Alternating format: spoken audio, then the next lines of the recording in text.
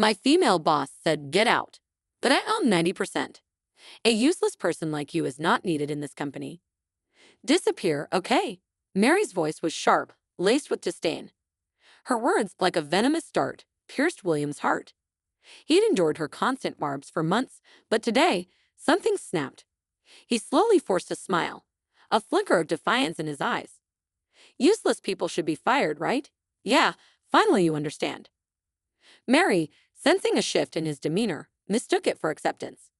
She smirked, her arrogance returning. Good riddance, she muttered, turning away. Little did she know, the tables were about to turn. William Smith, a 41-year-old salaried employee, had a story to tell. He grew up in comfort, but his world shattered when his father, the family's breadwinner, suffered a fatal stroke just before William graduated high school. His mother, a housewife with no work experience, was left adrift. William, preparing for college entrance exams, had a younger brother who was brilliant and destined for great things. He knew his brother would benefit more from higher education, so he made the difficult decision to forgo college and get a job. He started part-time at a nearby company, eventually becoming a full-time employee. His company wasn't a high-paying behemoth, but it offered a warm, familial atmosphere.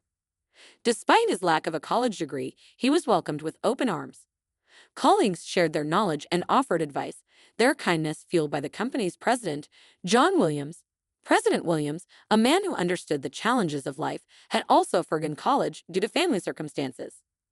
He started the company with a friend, and many of his employees, like William, had only a high school diploma or less. Williams treated them like family, inviting them to meals and showering them with generous bonuses. He was a beacon of compassion, respected by all. Then Mary Johnson arrived. Recruited as a department head for her exceptional talent, she was a stark contrast to the company's culture. She hailed from a wealthy family, had attended prestigious schools, and exuded an air of superiority. Her expensive clothes, accessories, and bags were a constant reminder of her privilege. Her daily routine included boasting about her possessions and looking down upon those who didn't share her educational pedigree. She called employees without prestigious degrees commoners, treating them like servants. Mary's disdain was particularly directed at William. So you only have a high school diploma. I don't need useless high school grads on my team. Her words, a constant barrage, left him feeling drained. He once mustered the courage to confront her, asking why she spoke so cruelly. Her response was chilling. Poor people with only a high school diploma are unpleasant to look at. I don't want you in my sight. William was speechless. Mary, true to her nature, assigned him meaningless tasks, like cleaning a storage room full of junk. When he politely declined, she became furious. Are you refusing a task assigned by your superior? You need to restart your career from scratch. She shoved a broom and rag into his hands and stood guard, ensuring he wouldn't escape until the job was done. After a mere 10 minutes, she grew bored and dismissed him, but the ordeal wasn't over. A few hours later, she stormed back, accusing him of laziness and lack of responsibility. William, exhausted both mentally and physically, was left wondering how someone like Mary had become a department head. The answer, he soon learned, lay in Mary's ability to manipulate. During her interview, she had presented herself as a cheerful, kind, and elite individual. She had fooled the interviewers with her performance, a piece of cake, as rumors had it. She also boasted a track record of success at her previous company, a reputation for business acumen that secured her the department head position. At gatherings with upper management, Mary transformed into a different person, all smiles and proactive. She was a master of deception, hiding her true nature behind a facade of charm. Her initial politeness, which had raised hopes for a positive change, quickly evaporated, replaced by her true self, an evil boss. Mary's behavior created a tense atmosphere in the office. Thefts of employees' money and belongings became commonplace, despite efforts to curb them. William, determined to catch the culprit, was on the verge of a breakthrough when Mary intervened. She slammed a document onto his desk, her eyes blazing with anger. Don't think you can just go out for lunch. What are you going to do about this? The document contained a copy of an email and a complaint from a client. William was shocked by its contents. Your products are of the worst quality, frequently damaged, and overpriced. This is ridiculous, and we are terminating future business. What is this email about? Don't play dumb. You're the one who sent it. Mary's voice was a venomous hiss. William was bewildered. He had never seen the email, let alone sent it. Wait a minute, I've never seen this email, nor have I sent anything to the client. The email address isn't even mine. He pointed at the copy, but Mary refused to listen. Everyone else handling this client is a college graduate. Only a high school grad like you would send such an offensive message. She continued to insist, her logic twisted and fueled by her prejudice. I'm telling you, I didn't do it. William protested, but Mary was relentless. Not only did you make the client angry, but you don't even apologize. Poor people are poor in spirit too. You are not just incompetent, you're a menace to the company. William, falsely accused, insulted, and pushed to his limit, finally snapped. His anger was a simmering volcano, ready to erupt. Mary, seeing his fury, only laughed. What's with that dissatisfied look? Useless people like you aren't needed in this company. Disappear, okay? That was it. William had always swallowed his anger, but this was too much. He decided to use his power to teach Mary a lesson she wouldn't forget. Facing her mocking laughter, he slowly put on a smile. Useless people should be fired, right? Yeah, finally you understand. Mary, oblivious to his true intentions, smirked. Looks like you finally understand your position. It feels good to think about a useless person like you leaving. The next day, the company held its shareholder meeting. William, having been instructed to attend, arrived at the venue. Mary, upon spotting him, stormed over, her face contorted with fury. Why is a lowly employee like you showing up at the shareholder meeting? You probably don't know, but this meeting is for insiders only. Regular employees aren't invited. I was told to be here, William replied calmly, but Mary was deaf to his words. I sent an email to everyone yesterday saying that regular employees didn't need to attend today. It's so troublesome when incompetent and vulgar people can't even check their emails. She started pushing him, trying to force him out. Come on, get out before you bother the president and others. William, caught in a situation he couldn't escape, was at a loss. Just as Mary was about to shove him out, a voice boomed from behind them. What's all this commotion? The shareholder meeting is about to start. This is disgraceful. William turned to see President Williams standing there. Hello, actually, I was just... He attempted to explain, but Mary interrupted. I'm sorry, this is William Smith, and he was trying to attend the shareholder meeting without knowing his place. I, as his superior, was just sending him away. President Williams's expression hardened. His mouth twisted in displeasure. What on earth are you talking about? You're absolutely right. Smith always behaves strangely, and I have trouble dealing with him. Mary, delighted with the opportunity to belittle William, began to explain his supposed incompetence. But President Williams cut her off. No, that's not it. I was asking what on earth Mary was talking about. What, me? Mary froze, her smile turning stiff. What exactly do you mean by strange things? Do you really not understand? President Williams raised his eyebrows in exasperation. Smith here holds 90% of the company's shares as a special controlling shareholder. Of course he has to attend the shareholder meeting. The room fell silent. Mary's face turned pale as she stared at William, trembling. When William slowly nodded in confirmation, she let out a short scream and collapsed to the floor. The truth was revealed. William, the seemingly ordinary employee, was the company's silent owner. He had inherited 90% of the shares from his father, the company's founder, and had been working diligently behind the scenes, learning the ropes and preparing to take over the presidency.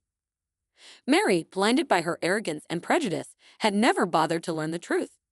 She had alienated herself from the company's employees, never realizing the true power she was dealing with. President Williams, with a sigh, explained the situation. He had been grooming William to be the next president, ensuring he gained experience before taking on the mantle of leadership. William's brother, the brilliant graduate, worked as executive vice president, a testament to their family's dedication to the company. I'm glad to see Smith has developed into a competent leader, President Williams said. I'm thinking about stepping down as president. I told you this when you joined, Mary. Mary, still reeling from the shock, struggled to get up. It seems you weren't paying attention. I just assumed he was an incompetent, low-educated person, she mumbled. President Williams, now aware of Mary's true nature, reprimanded her. Watch your language. Mary, unable to accept her mistake, continued to argue. It's just because he's the son of the former president that he holds 90% of the shares. I am much more competent and contribute more to the company. Judged by ability. William was astonished by her audacity. President Williams, equally dismayed, let out a deep sigh. Smith is far more competent than you. He listens to the employees' needs, constantly improves operations, and boosts workplace morale. Mary, desperate to maintain her superiority, countered, I do that too. President Williams, his patience wearing thin, shot back, don't be ridiculous. Do you think I'm unaware? I've heard reports that you were harassing other employees instead of boosting morale. His face hardened as he continued his reprimand. You put on a good face for me and the upper management, but I've been informed about your horrible treatment of subordinates. Looking down on people based on their education, assigning unnecessary tasks, and disrupting their actual work. That was just to help them grow their abilities, you say. Mary, cornered, attempted to defend herself. But President Williams wasn't buying it. Enough. You don't need to say anything more. Besides, you are neither an executive nor a shareholder, so you don't need to attend the shareholder meeting. I'd already sent an email about this. Mary, her bravado crumbling, insisted she had missed the email. I'm an extremely competent employee, right? I figured the president must have made an error in the recipient list, so I was eager to attend today. President Williams sighed deeply and turned his back to her. Regardless, you weren't invited today. I'll be calling you in tomorrow, so go home for now. Mary, desperate to salvage her position, protested, but I'm a highly valued department head. I'm essential for the shareholder meeting. President Williams, his voice firm, ordered her to leave. Mary, defeated, finally retreated. As William watched the scene unfold, he was amazed. President Williams, a man known for his gentle demeanor, had never shown such anger. This incident had clearly shaken him. The shareholder meeting concluded without further incident. William, exhausted from the day's events, prepared to head home. He had no idea that another confrontation awaited him. As he left the venue and headed toward the taxi stand, he heard hurried footsteps behind him. He turned to see Mary sprinting towards him, her face a mask of desperation. She caught up to him, blocking his path. Oh, good, I made it in time. Why are you here? I thought you had left already. William, suspicious of her sudden appearance, ignored her question. Mary, with a creepy smile plastered on her face, continued. The president said he would call me in tomorrow, but I have a bad feeling about it. I thought I'd ask a favor from you, Mr. Smith. A favor? William felt a chill run down his spine. I have a bad feeling about this, he thought. Mary suddenly bowed deeply. I'm sorry for everything I've said and done. I'm apologizing, so could you please say some nice things about me to the president? William saw through her act. You're not apologizing because you feel bad. You just want to escape blame. I refuse. He tried to leave, but Mary spread her arms wide, blocking his path. She kept bowing repeatedly, holding her arms up like in a bizarre dance, attracting unwanted attention. The street was busy, and the stares from passers-by, especially the giggling children, were painful. Mary finally seemed to realize how embarrassing she looked. Anyway, make sure to support me tomorrow. I'm your boss, remember, she shouted, then ran off as quickly as she had arrived. She tripped spectacularly, drawing even more attention, but William pretended not to notice and quietly left. The next day, when William arrived at work, Mary, with her leg wrapped in a bandage, approached him. I hurt myself after I fell yesterday. I scraped my leg and got bruises. It was awful. Is that so? What a misfortune, William responded coldly. If it had been anyone else, he would have shown concern, but considering everything she had done to him, he felt no sympathy. Doesn't the president have something important to discuss with you, right? He had been summoned to President Williams's office. Reluctantly, he accompanied Mary, who kept complaining about her foot pain and insisted on walking slowly, a deliberate annoyance. She never apologized to him, and he felt justified in not forgiving her. As they knocked on President Williams's door, they were met with his sternest expression yet. The moment Mary saw him, she straightened up as if she had never been complaining about her pain. Good morning, Mr. President. What can I do for you today? If someone hadn't witnessed yesterday's argument, they might have thought she was a polite woman. But President Williams wasn't fooled. He looked at her with a cold stare. It's too late to try and fix your attitude. Your punishment has already been decided. Punishment. What do you mean by punishment? Mary turned pale, but President Williams continued without hesitation. You are being dismissed for misconduct. We no longer need you at this company. You mean I'm fired? This punishment is too harsh. Mary tried to approach the president, but stumbled due to the pain in her injured leg. President Williams remained unfazed. As for the reasons for your dismissal, first is your harassment of subordinates. I haven't harassed anyone. I admit I've been strict, but it was to train my subordinates, Mary insisted, her voice bold, even as Williams stood beside her, a silent witness to her lies. President Williams, his brow furrowed, pulled out a voice recorder. This voice recorder contains your abusive remarks. Mary stood in shock as President Williams pressed play.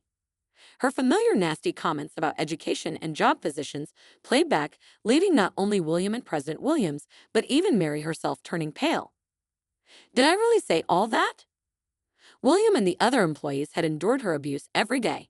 Can you understand our suffering and anger? President Williams asked, his voice laced with disappointment. Mary's bravado crumbled. I'm sorry. It was the first genuine apology William had ever heard from her. But your offenses don't end there, President Williams continued. The second reason for your dismissal is that you caused trouble for our clients. Just ask William Smith. He then produced the document detailing the email incident from the day before the shareholder meeting. An investigation of our company computers revealed that the email was sent from your computer. Do you have any explanation for this? Mary, faced with irrefutable evidence, finally conceded. I'm sorry, I wrote that email. She finally began to explain why she had harassed William so persistently. I worked hard to graduate from an elite university and struggled to become a department head, but Smith, with just a high school diploma, was liked by the other employees. It made me so angry, so I thought I'd scare him a little. It was just a prank. I didn't mean any harm. President Williams, exasperated by her childish excuse, slumped his shoulders. Don't make childish excuses. He then revealed the third reason for her dismissal. What about the third reason for your dismissal? He showed them footage from the security cameras installed in the office. The video clearly showed Mary sneaking around, searching for valuables. Mary turned pale, her previously remorseful demeanor vanishing. She began to sweat nervously, firing questions at President Williams. How? I checked all the security camera positions. I shouldn't be on tape. Recently, employees' wallets and personal belongings were being stolen, so we installed additional security cameras. Even as a department head, you resorted to theft. What were you thinking? Mary, scolded by President Williams, lost all her strength and slumped to the floor. She hung her head and began to sob. Finally, she spoke the truth. The truth is, I bought too many luxury items and went into debt. The repayment deadline was coming up, and my parents wouldn't help me anymore, so I resorted to stealing from the employees. William, surprised by her confession, muttered, Why didn't you just sell the luxury items? Mary burst into tears. I did sell them, but they said they weren't popular or had scratches, so they didn't bring in much money. President Williams had held off on dismissing her, hoping there was a reason behind her actions. But after reviewing the evidence from the voice recorder and security cameras, it became clear that her reasons were petty and that she was a much worse person than he had imagined. It took some effort to gather all the evidence, but I'm glad I consulted the president, and we made the right decision, William said, his voice firm. Mary, please reflect and atone for your sins. Mary, crying, said, I'm sorry, but William couldn't believe her words until she truly paid for her actions. Afterward, the police were consulted, and Mary ended up with a criminal record. A thorough investigation revealed she had stolen from donation boxes at temples and shrines, which ultimately led to her imprisonment. William hoped she would sincerely reflect on her actions and atone for her crimes. Meanwhile, he spent his final year of training as President Williams' secretary before finally becoming the president. His brother, the executive vice president, became the vice president, an indispensable right-hand man. His dedication inspired William to keep striving. William, now the president, planned to continue valuing employee performance over educational background, creating a rewarding workplace. He wanted to continue working with the people around him, cherishing both the company and its employees. The story of William Smith, the seemingly useless employee who rose to become the president, was a testament to the power of integrity, perseverance, and compassion. He proved that true worth was not determined by educational credentials, but by character and dedication. Mary, blinded by her arrogance and greed, had ultimately been her own downfall. Her story, a cautionary tale, served as a reminder that true success comes from humility, empathy, and a genuine desire to make a positive impact.